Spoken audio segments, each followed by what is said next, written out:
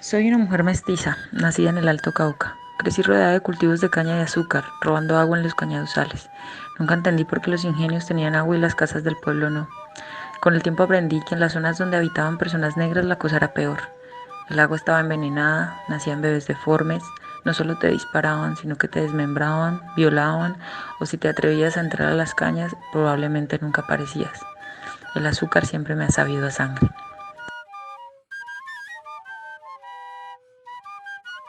Según informes del Global Witness, 227 defensores y defensoras ambientales fueron asesinados en el mundo este año. Colombia, una vez más, es el territorio en el que más homicidios se presentaron. El Cauca es la zona en donde más gente han matado por defender la naturaleza en el país.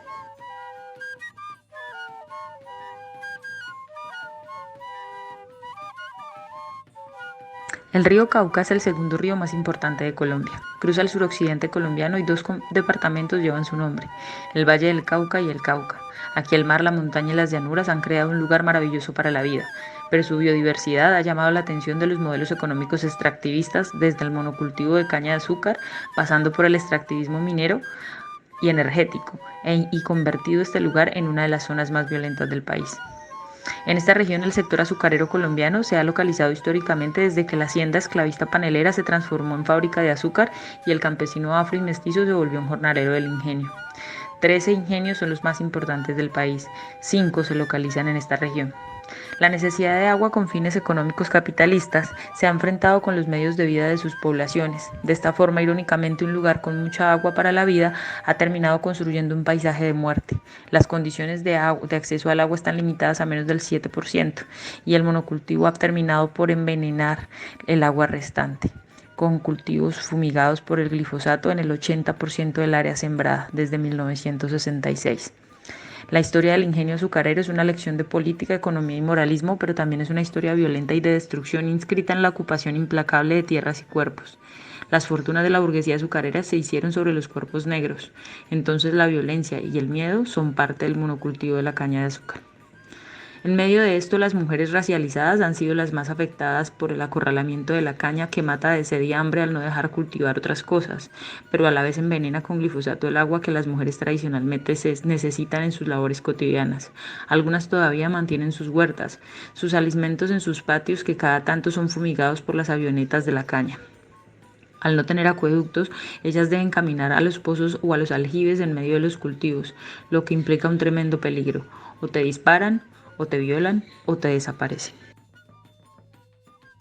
En estos contextos, la ecología política feminista me da varios aportes. Entre ellos, me permite mostrar la relación personal que tengo con este proyecto desde el conocimiento situado, pero también explorar categorías que van a visibilizar mejor cómo las mujeres se enfrentan con sus cuerpos, la contaminación y el monopolio del agua en el Alto Cauca.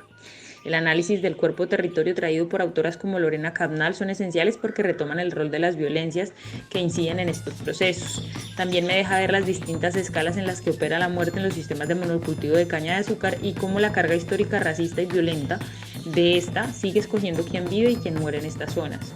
Aunque me parece que conceptos como despojo todavía se quedan cortos ante la complejidad que implica la relación de la violencia, la naturaleza y el capitalismo, la ecología política feminista, con aportes como los de Diana Ojeda, va más allá y entienden estos procesos como un proceso espacial histórico, pero también violento, que limita la capacidad de las comunidades para decidir sobre sus medios de vida.